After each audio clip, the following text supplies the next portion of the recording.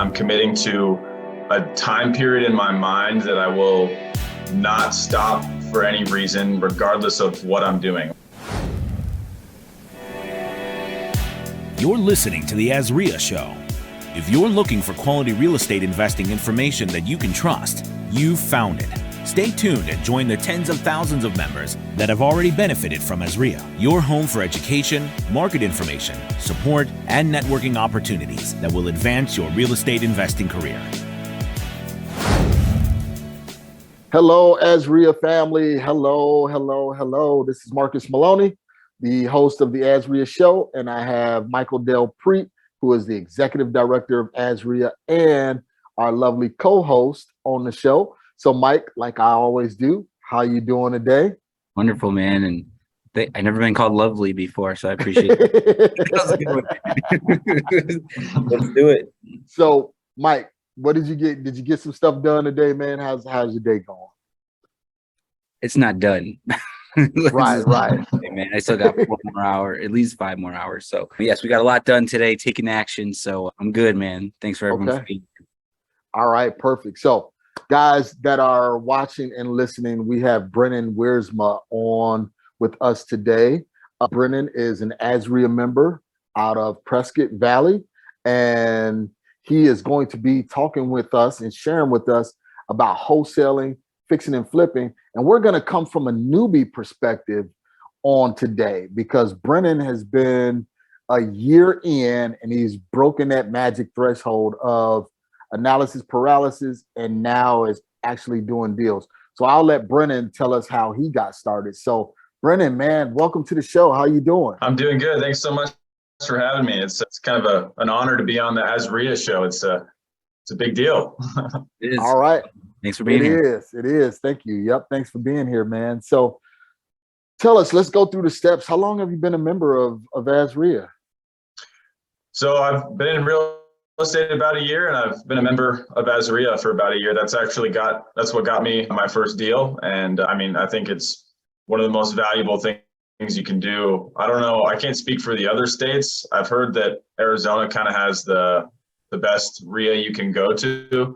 Yes, it is. But I mean, I could recommend it enough. And it's honestly, I look forward to the monthly subgroup meeting in Prescott every month just because this is what I'm interested in now. And so it's getting to talk with like-minded people and it's fun, honestly. So.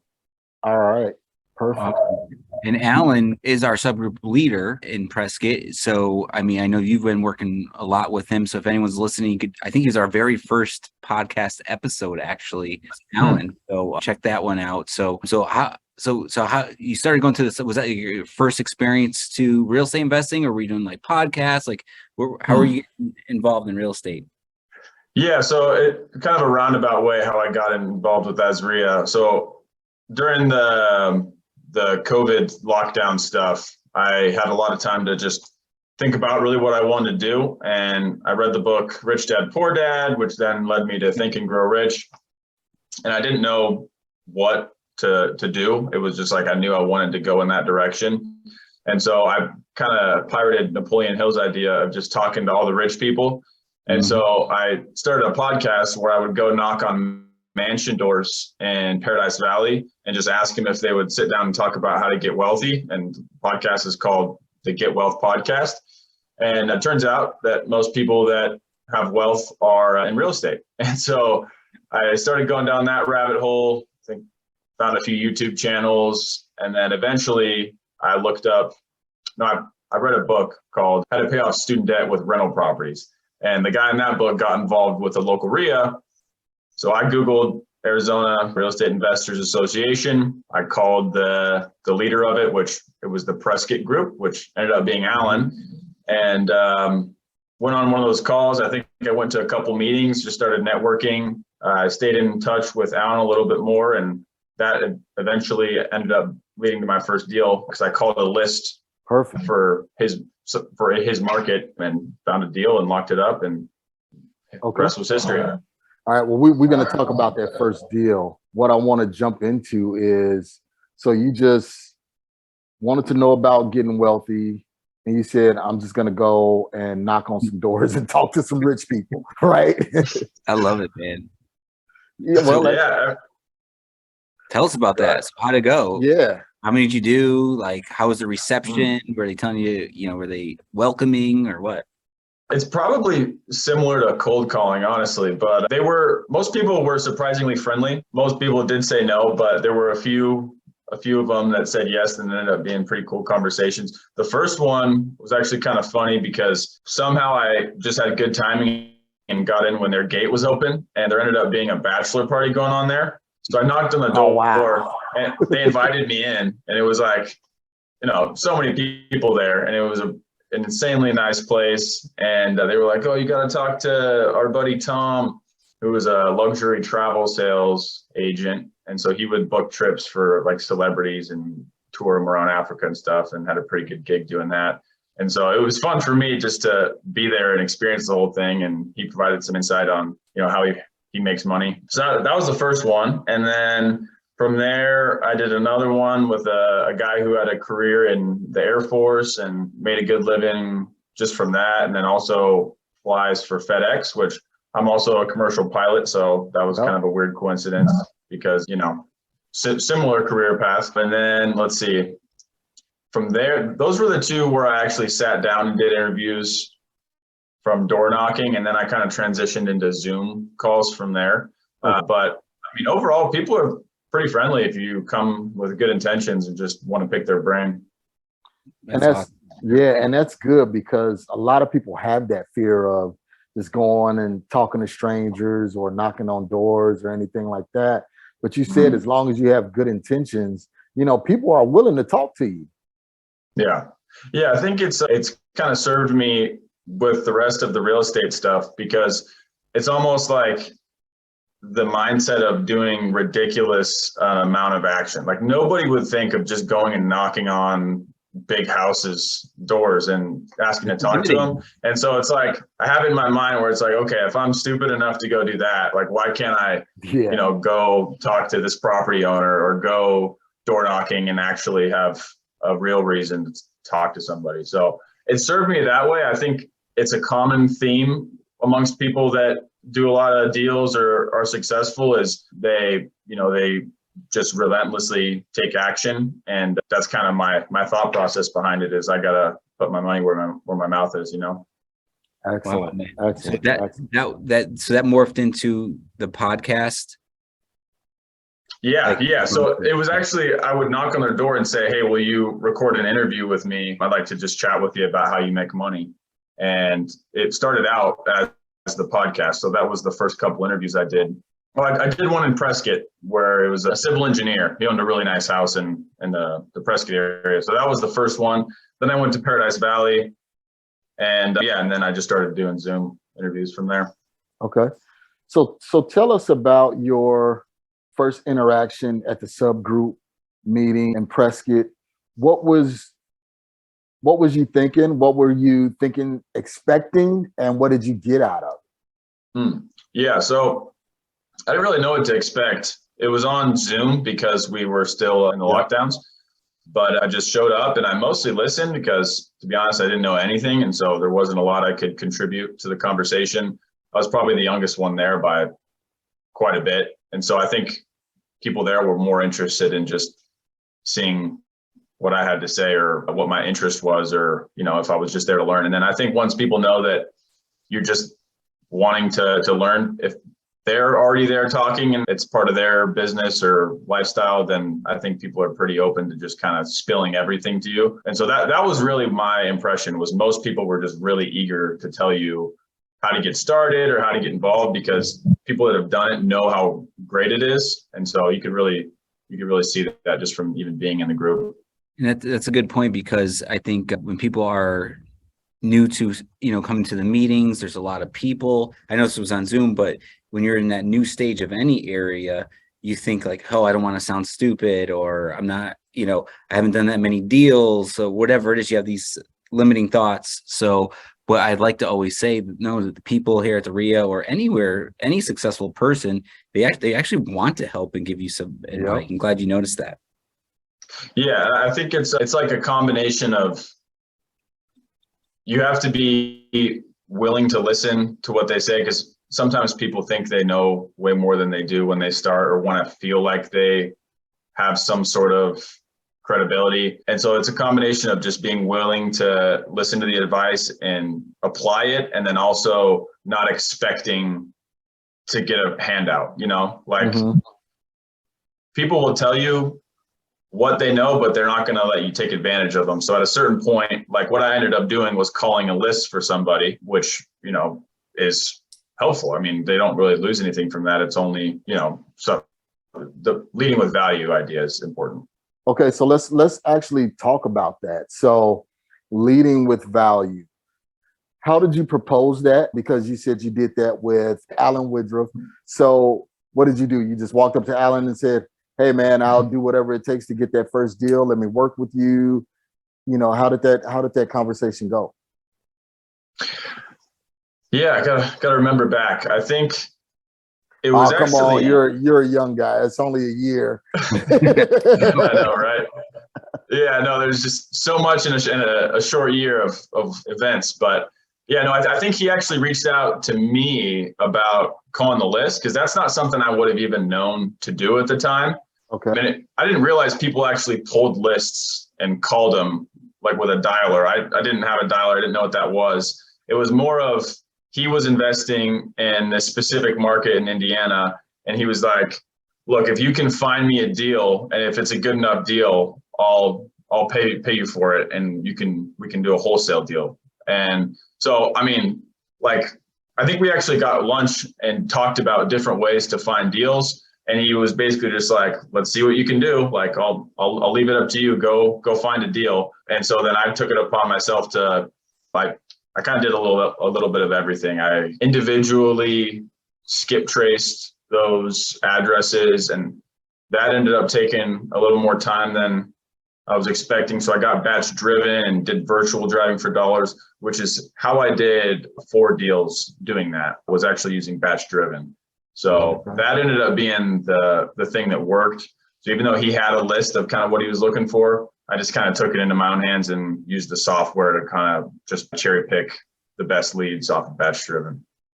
Wow. So he gave you some type of list, and I'm assuming you got some of your own leads as well, or was it all his leads? Well, yeah. So he gave me a list, was like, here's a starting point. Like, you can mail to this or call it, or I don't know what you want to do, but just go find a deal and I'll buy it. And so I actually ended up not really using the list at all. I just used batch driven to find deals. Love it, man. And on batch driven, it'll highlight potential leads. I don't know how it came up with it actually, but and you can, it's like virtually driving for dollars. Yep. And so it'll have properties that are vacant. It'll highlight them. I don't know what it is now. That was almost a year ago. It's good because you showed initiative. You just said, okay, all right, Alan, this is what we do. You gave me a list. All right, let me figure it out, and let me just get out there and take action and get it done. And that's what you did.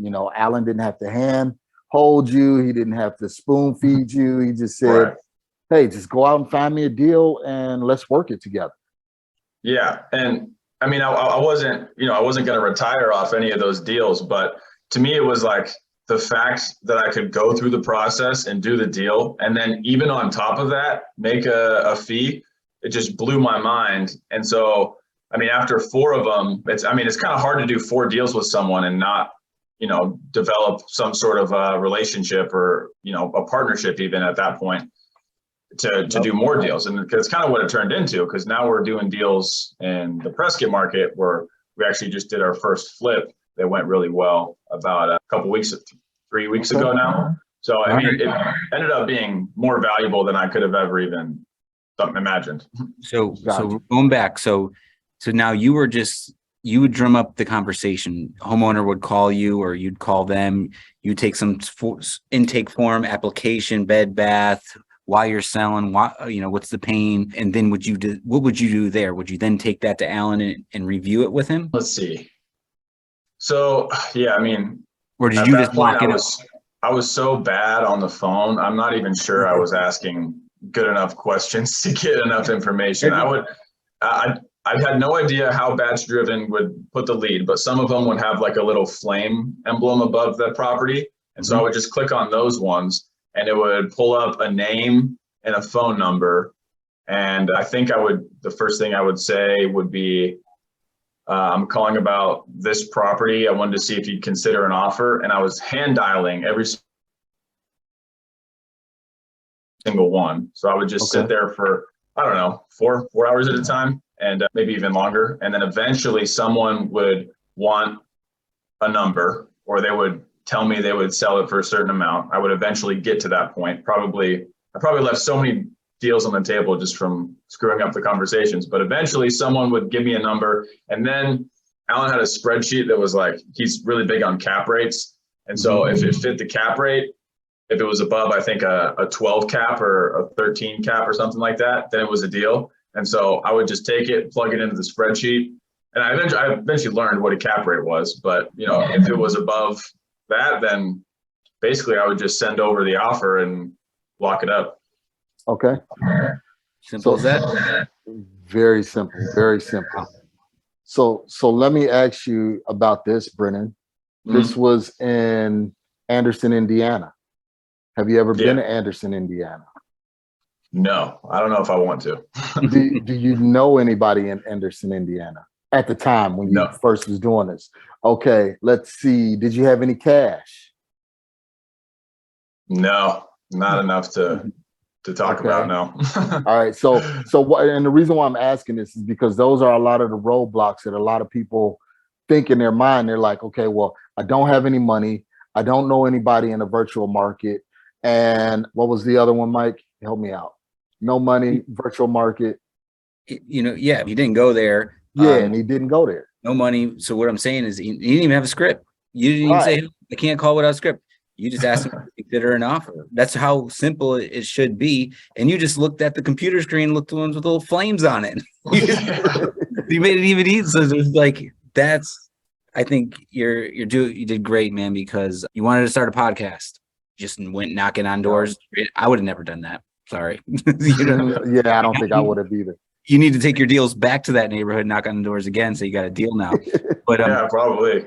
But you know what I'm saying? So the initiative that you're putting out there, you're not overthinking it. You're just jumping right in, and you're building the plane while you're in the air, kind of, so to speak, and figuring it out. And it'll always work out. So that's why you're on here, man. That's what I you, man. So awesome. Yeah.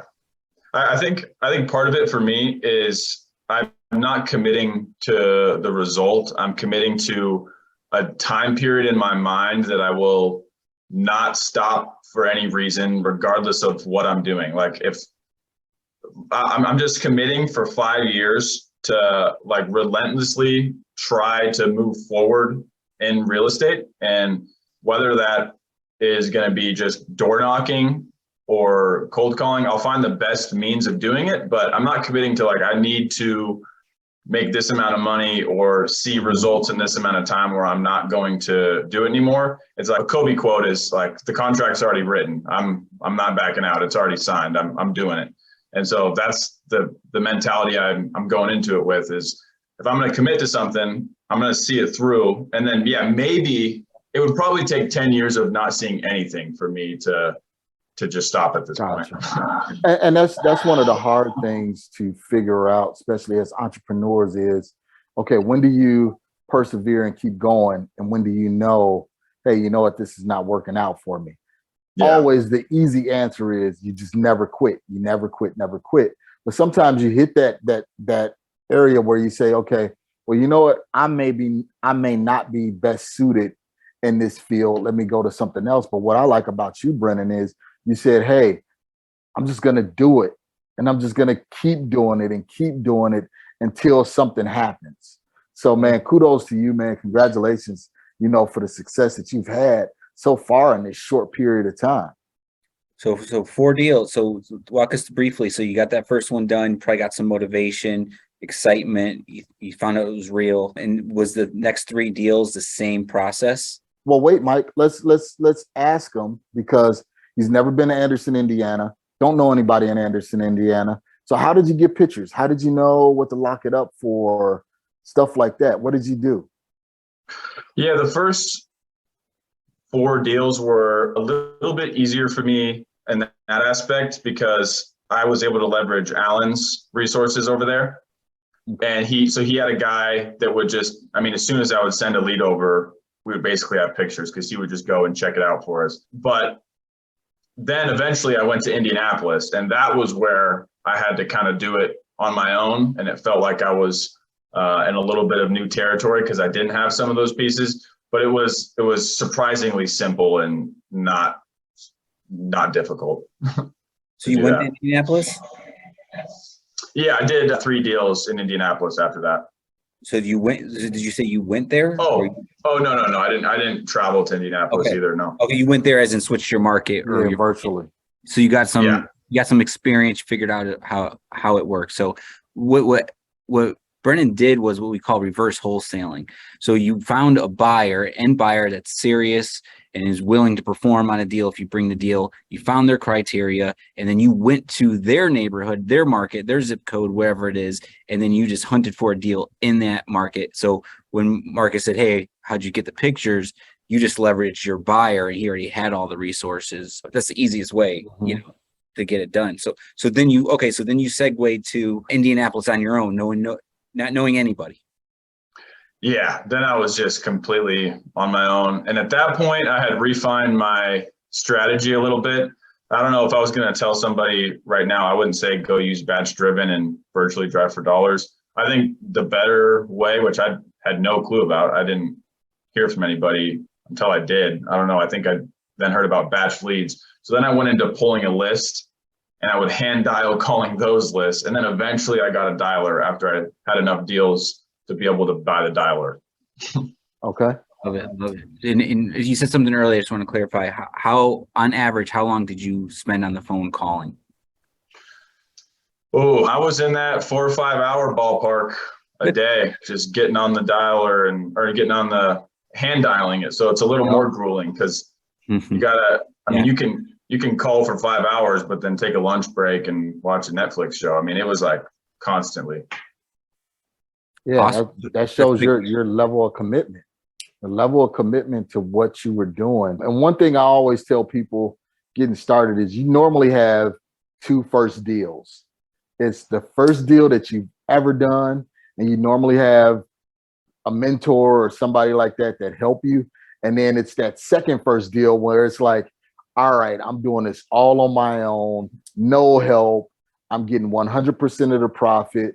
Let me figure it out. So, tell us about the second first deal in Indianapolis. Did you get one up? Yeah. So the second first deal would have been my 5th deal because maybe I hung out a little bit too long in my comfort zone with the reverse wholesaling. But let's see, it was actually my fiance was the one that found the lead because she does this with me. She'll cold call, and she got the lead, and he called me back later and said he was interested in an offer, and I asked him what his offer was, and it was kind of a weird subdivision with comps. He was asking for I think 50,000, and I lowballed him at 30. I mean, people probably here are thinking like, what, $50,000 for a property? That's not crazy in Indianapolis, right, depending on where the area is. But I said 30, and then he came back with like 45. And then I said the most I could do is 35. And he said, okay. And so then I was still like a little bit unsure because it was probably going to get wholesaled to a landlord or like a buy and hold investor, not a flipper.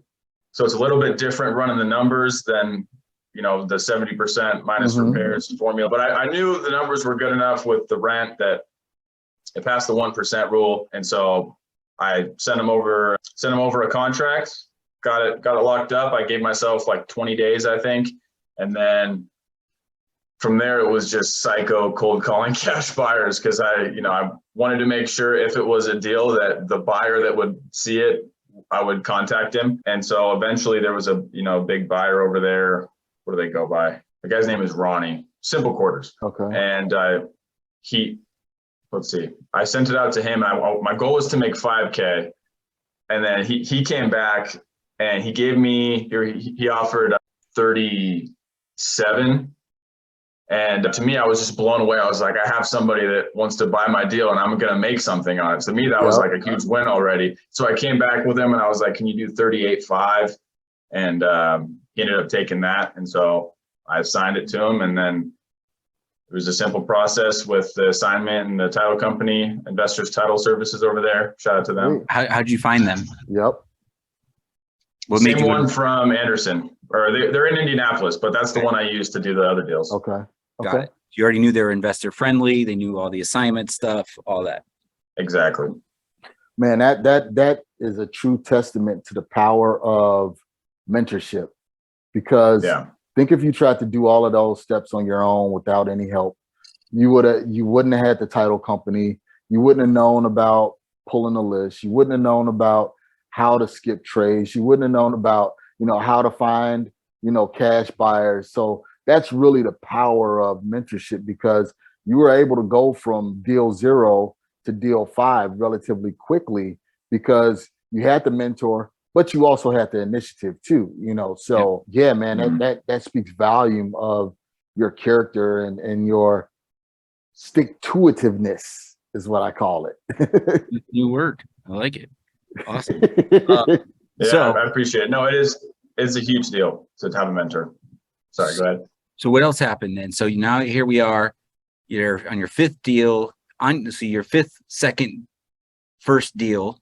Yeah. That's what we're calling it. You got your money. So then did you stay in Indianapolis? Because now you have 5. How many deals have you done this year? I think 10, and then we're about to do 11. Okay, so Okay. you're halfway there.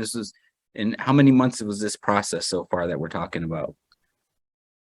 So it took me 4 months to get my first deal under contract. And then I think I did about a deal a month after that. So it was kind of just like one a month I would end up doing Okay.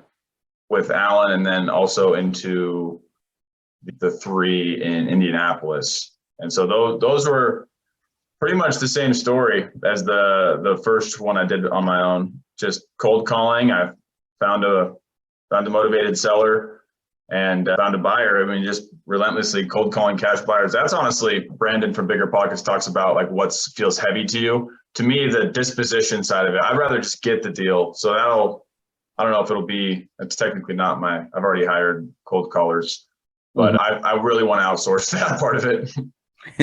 Okay. So there's no right or wrong way, right? Some people are always like, do I start with finding the buyers, then go look for the deal, the reverse wholesaling? Or do I go find the deal, which can take more time and money and energy, then go find the buyer? So I think if you could do both, there's no right or wrong way, right? So, I like me personally, yes, I like to have control. So I do set up the front end, sales system, so to speak. Yep. However, if you're doing in the business, you're out there networking, you're meeting people, you should be building your buyers list every day anyways. You know what I mean? That's great, man. So what else? Where else are we going with this, man? So you got let's take a brief break real quick, hear a word from our sponsors. And then when we come back, we'll come back and talk to Brennan about some of the other things that he's doing, because he's did 10 deals in a year. We're on deal 5. So we're halfway down the road. All right. So let's have a brief break from our sponsors, and we'll be right back. Are your real estate dreams on hold? With work, kids, everything else going on, time is limited. Most days you feel like the world's on your shoulders. You might even say to yourself, if I just had someone to lean on and push me in the right direction, I know things would happen quicker. Well, then you need to check out the Deal Finders Club, a community of investors eager to close more deals, sign more contracts, and just get ahead in life. The DFC provides weekly coaching, thriving online community, and all the education you need to be confident. DFC is your fastest path to closing more deals. To learn more, head over to AZDFC.com. That's AZDFC.com. Okay, guys, we are back with Brennan, and we're talking about wholesaling. As a newer investor getting started, Brennan is right around a year anniversary getting started as a wholesaler. Got started with virtual wholesaling with a mentor through AZREIA. So Brennan, you had some successes. We talked about your successes. Now let's talk about some of those failures, some of those roadblocks that you hit, because I understand that you had 2 failed deals. So let's talk about the first failed one. Kind of walk us through that process. What happened? Yeah. So the first one, I mean, I always try to figure out what I could do differently so I can get something from them. And I actually ended up getting a little bit of profit from it still, just because it was on the buyer end. But I think ultimately as a wholesaler, you should really take pride in fulfilling your part of the agreement. So, I mean, they still kind of bug me just in the back of my head of like, dang it, I wish I would have done that better. And, you know, you feel kind of weird, but yeah, so I was in Black Canyon City and it was a cold calling lead. I got it from a pre-foreclosure list, but he had bought it from like a trustee sale or something. So it wasn't actually a pre-foreclosure situation, but it was a pretty distressed property. Like it was going to be, you know, I mean, 80 grand. It was a full rehab and about 1,400 square feet. Okay. So I actually went and looked at it before I sent him an offer, just because I couldn't really get an idea of what the condition really was by what he was saying. So I went out there, took some pictures, and he was like really stuck on the price. Like it was the lowest I was going to get. And it was like, in my mind, it was still a deal, but I was like, I don't like to go for the skinny deals because it's just less likely that, you know, or it's more likely that something can go wrong on the buyer side of things. But anyways, I decided to shoot my shot and got it under contract. It was like 150, and I sent it out, had quite a bit of interest. My intention was actually to flip that one as well, but it was just kind of too big of a project for me and in that area, being a little bit further away from Prescott Valley. So I cold called cash buyers on Google, just Googled cash buyers in Arizona. And I had somebody that said they wanted it sight unseen, and they put earnest money in that same day. So I was like, holy smokes. All right. How much earnest money you make them put up? Let's see. I actually only requested 2,000 earnest money, which I think is low, especially for the Phoenix area. Yeah. But the deal goes like all the way up to the finish line. And like towards the end, I start not hearing anything from the buyer side, like what's going on. And I know in my head, they put the earnest money in. So it's not like they're completely just going to ghost me on it. And then I get a call from the guy the day, basically like a couple days before, I think. And he's like, look, we're going to take the loss on this. It's just not, I don't know really even the reason why. Maybe they were going to try to assign my assignment or something. Yeah. But he offered to put 2,000 more into earnest money to like save the relationship. So he actually did that, which was, I was like, dang, that's crazy. Okay. That was generous. So I actually got $4,000 off of that one, but unfortunately the deal fell through, which it wasn't a situation where the sellers had like packed up all their stuff and were, you know, ready to go on that. They weren't really in much worse of a spot than before. So that made me feel a little better about it, but I don't like to have deals fall out. So how did you communicate that to the sellers? Let's see. So by the end of it, he actually knew that my main intention was wholesaling it, because I had communicated with him that it was kind of out of our scope for what we were looking for at that point, but I was going to try to find an end buyer, and he had kind of asked me. So that's kind of how it came up. It wasn't like I was just, upfront and saying like, hey, just so you know, like this is a wholesale deal. Cause I really don't think that's how you should do it anyways. You should be an investor. You should go in with the intention of fulfilling your part of the contract. And then you also have that option, but he knew a little bit about it. And so he asked if that's what I was doing. And I said, yeah, we're looking at this as a flip for us, but if we find a buyer, we might just choose to do that. And so kind of towards the end, I had let him know, hey, yeah, we actually have someone that's going to step in on this. And he didn't care how much I was going to make. He just said, as long as he got his money, which that's how most people are. And so through that communication, we're like, oh, everything's good. We're looking ready for closing on this day. And then I had to call him and be like, hey, look, I'm really sorry, but I'm not going to be able to close. The buyer decided that it wasn't going to work. And so at that point, he was okay with it and said, all right, well, thanks for trying. Well, I mean, those, go ahead, Mike. No. Okay. I was going to say, did you, two things. Did you have an earnest deposit with him? Yeah, it's $100. Okay. Oh, it is, right? Which I'm assuming you lost. Yeah. Yep. I think I lost $100. Yep. Got it. And did you ask now that you had that everything out in the air, right? Like, hey, I tried to move it. It's too much work for us. It's too much work for the end buyer. I mean, I think it's pricing. Did you try to maybe ask them if you'd consider going lower? Oh, I did. Yeah. Because I had Templeton Walker was going to buy it at 145. Okay. And so I was like, in my mind, I was like, look, if you can even do 5K, I'll just get nothing. Like, I'll just get the deal done. But he was so stubborn on the 150s, and that was it. He was like, I'm not gonna negotiate at all. You can't. So. Okay. Well, honestly, I mean, good job, because it's difficult having that conversation, but the way you laid it out up front in the beginning, that call to him saying that you won't be able to perform was a little bit easier than it would have been, if they were packed up, ready to move to Carolina or something like that, so. Yeah. Okay. So anybody, we always want the deal to go through, right? We never want to take earnest deposits, right? That's always, we want everyone to win on this, but it does happen, unfortunately, right? So you hit a good point. Sometimes there's people that act like they're the buyer, but their whole intention is to wholesale your wholesale deal, right? Which I'd rather them communicate with me personally, but so they did, whatever the scenario was, they put up the money, that now it's their deal, right? But what I always would do is always have backup buyers. I'm always letting people know, keeping people on the burner, but sometimes you got to take the money, and then luckily it was, I'm assuming, a cashier's check. Yeah. You know what I'm saying? So always take a cashier's check, never take a personal check, never take money orders. They all slow up deals, or they can cancel those things. So yeah, it's part of the business, man. Sometimes you get a couple deals don't go through, but you still get paid. Okay. Yeah. Now that was a failed transaction on the buyer side. Now, what happened with your transaction where a seller kind of was wishy-washy with you? Yeah, and I'll say I'll still take responsibility for the buyer side, because like Mike's saying, you can have backup buyers.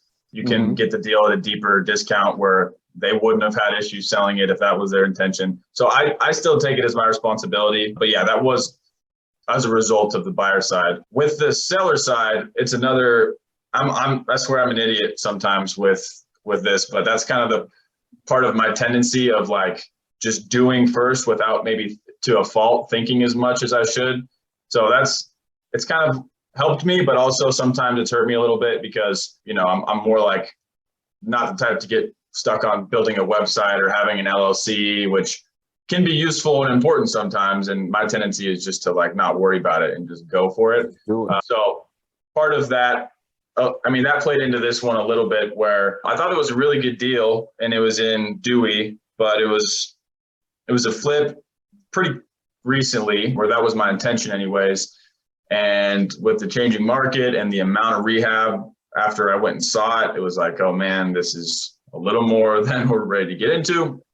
And so I started trying to market it for wholesaling, and I put it in a Facebook group, and I'll explain what I did wrong and why I wouldn't do it that way anymore. But I put it in a Facebook group, and somebody that the seller knew saw me posting it was like a Google Images, and not that that's wrong. And it was in my agreement that we have the right to market it in all these different ways, and it was fully disclosed.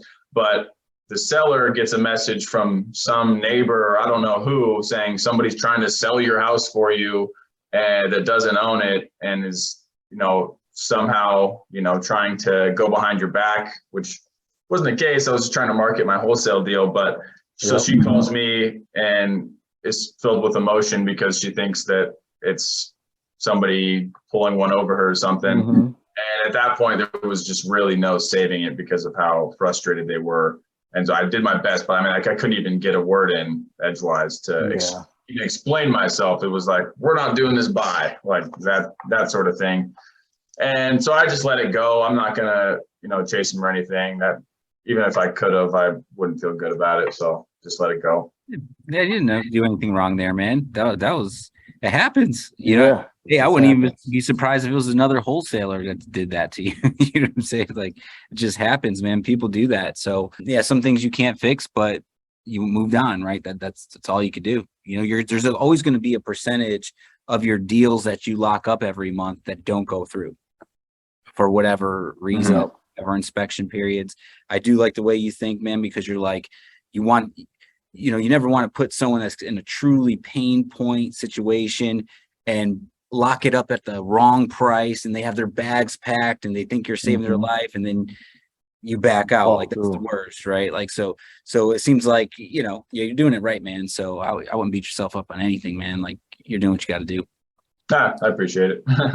So Brennan, what would you tell someone that is getting started and they're going through that frustration of they're doing some marketing and they're just not gaining that traction? What would you tell that?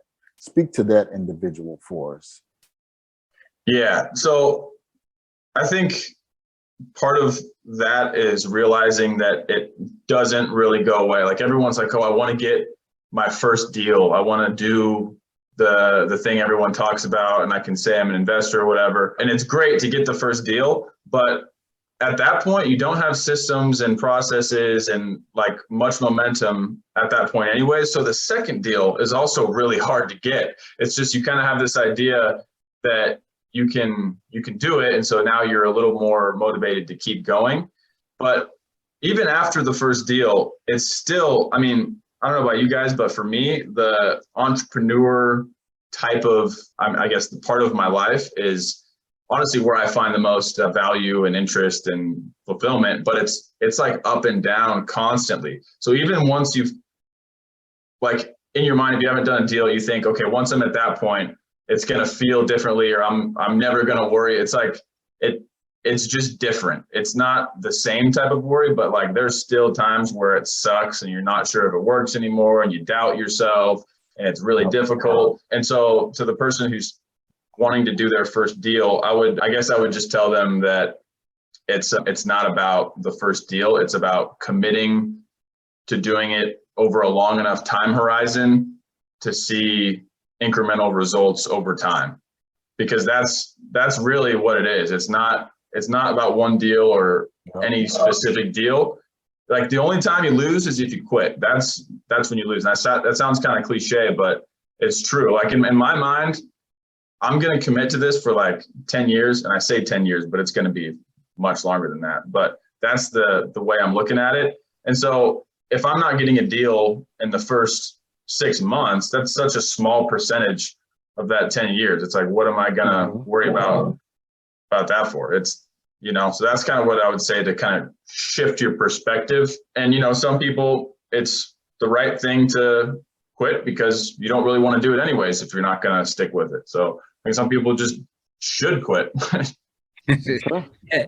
And great answer, first off, because I think some people might get brought into our business for the wrong reasons, right? Yep. Make 10K in 30 days, drive this car, get this watch, right? Which is all realistic, right? However, if they can't really afford to pay their next rent or car payment, and they're trying to get into wholesaling to solve life problems, right? Like, that's where people quit and give it a bad name and all that. So yeah, man, great answer.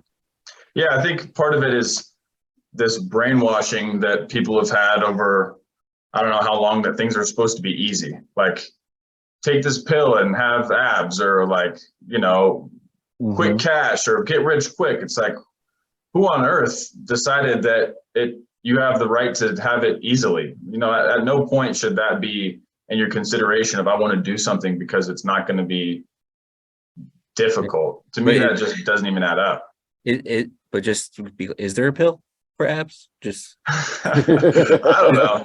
Oh man, I can buy a case of those. Yeah, we need some cases of those. I mean, there probably is. I don't know. Well, Brennan, man, I mean, excellent podcast, because there's quite a few people out there that are looking for inspiration, and I definitely think that you inspire people here, because just a year ago you didn't have your first deal, didn't know how to complete your first deal, and now you're on deal 10. So it lets people know that it is possible, man. So continue to share your story, continue to let people know that it is possible, man, and you continue on your journey, because you're well on the way. You're already seeing a level of success now that many haven't seen, that's been doing this for, years. So doing man. 10 deals in a year, that's good traction. If I was to I sum up, appreciate it, man. if I was to sum it up, just do it, right? The famous saying, right? Don't overthink it. What else did you do here? Man, you started your podcast. Like, you just took initiative, jumped at it, didn't think about it. You're resourceful, right? Try to figure out things on your own. Yeah. And you just went at it, man, and it just works in leveraging. You mentioned leverage. You leveraged a mentor. I know we kind of touched on that. That same thing happened to me. That's how I was able to do my deals when I got started, was a mentor. You beat the learning curve. So, suck it up, split the deal, whatever it is, just get that. The experience is worth more than your, obviously check's important, but that first check, second check, you might make a little less or whatever it is, but it is your proof that it's worth it. So I really appreciate it. And yeah, I mean, I'm by no means the guy someone should go to for like the best systems, or just someone that's done the most or in a year has the most success. I'm like super grateful for all of it. To me, it doesn't even, I don't even think it should be real for me, just because I've had some people like Alan who have taken me under their wing, and I've got some really great opportunities, and I've, there's a certain amount of luck, and there's a certain amount of just persistence, and maybe like my own mental sickness of just doing things relentlessly, even when when it probably might be the right decision to stop. But I guess, yeah, where I'm going with that is, lost my train of thought there as far. Oh yeah, it's not about doing any one deal. It's just about sticking with it. And that's what I was going to say. I've had a lot of good breaks like that. I've met some good people that have given me some opportunities, but someone listening, might say, okay, well, that's just one example. That wouldn't happen to me. I think if you're looking for it, like I started with not real estate. I started with how to make money. And I think if you search for it seriously enough to the point where it's all you think about, the opportunities will just come. Maybe not in the same way they did for me, but they come in one way or another that will lead you to the conversation, that will eventually be an opportunity that you can have the idea to do this, that will eventually turn into that. I think that's what it's about. Well, and Brennan, you're lucky. And the reason why I say you're lucky is because luck is the intersection between preparation and action. So if you wasn't prepared and you wasn't taking action, nine times out of 10, that luck wouldn't have never happened for you. So you got to give yourself, tons of credit also. And then coming from a mentor's perspective, we look for people that are going to take that initiative, that are going to show, that fortitude to say, no matter what, I'm just going to get out here and do it. Okay, you say cold call. All right, what else can I do besides cold call? Can I do some driving for dollars? Can I do whatever it takes in order for me to get to that next deal, man? So again, kudos to you for all that you've accomplished. I'll say, don't say, can I take you out for a cup of coffee and pick your brain? Yeah. Yeah, that's too. Do what Marcus said and what Brennan did. So, yeah. Go. Yeah, you guys probably hear that all the time. Yeah. So I feel another successful AZREIA show has come to a conclusion. Brennan, thank you so much for being on the show. How can we get in touch with you, man? How can people find you, reach you? They had some questions. Yeah, so I'm on Instagram at Brennon_Wiersma. I'm on Facebook. You can just search my name. And then I got my podcast, the Get Wealth Podcast, on YouTube, and then all other platforms as well. My phone number, 360-722-9110. If you want to text or call me, reach out to me on any of those platforms. I'm not big enough where I won't see your message, so I'd love to talk with you. And honestly, if you wanted to just pick my brain, I'd be okay with that too. But there you go. Once I get on your guys' level, I might have to give somebody a list or something. Hey, you can do that now, man. Like, because think about it. Like, you're 10 deals in, there's someone at 0, right? Like, if you're just getting started, call Brennan, man. He's offered to pick his brain, bring him leads, bring him deals. If you're in Northern Arizona, give him a call, meet up with him. Whatever it is, and you guys just figure out how to help each other out and get a deal done. So totally, let's work. Love it. All right, guys. So we will have all of Brennan's information in the show notes below. So again, you guys know what to do. Another successful podcast. Get out there, take massive action, and always, always remember to enjoy your day. You're listening to the AZREIA Show. If you're looking for quality real estate investing information that you can trust, you've found it. Stay tuned and join the tens of thousands of members that have already benefited from AZREIA, your home for education, market information, support, and networking opportunities that will advance your real estate investing career.